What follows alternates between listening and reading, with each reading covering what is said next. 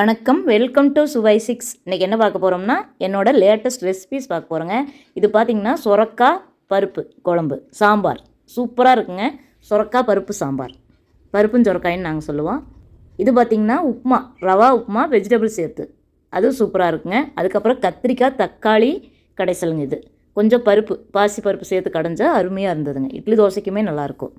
அப்புறம் தேங்காய் சட்னி, தக்காளி கடைசல், இதெல்லாம் எங்கள் வீட்டில் இட்லி பண்ண இந்த மாதிரி பண்ணுவேன்னு கொடுத்துருப்பேன் பாருங்கள். அப்புறம் இது பார்த்திங்கன்னா முட்டைக்கோஸ் சாம்பார், முட்டைக்கோஸ் பருப்பு சேர்த்து சாம்பாருங்க, ரொம்ப சூப்பராக இருக்கும். அப்புறம் ரசம், பருப்பு ரசம், எப்போவுமே சாம்பார் வச்சா ரசம் எங்கள் வீட்டில் இருக்கும்.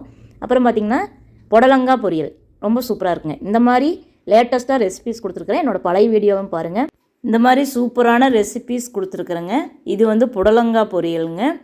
உங்களுக்கு என்னோட இல்லத்தரசி கோலம், ஈஸி கலர் கோலம் சேனலையும் பாருங்கள். அதுலேயும் வீடியோஸ் நல்லா இருக்குங்க. தேங்க்யூ.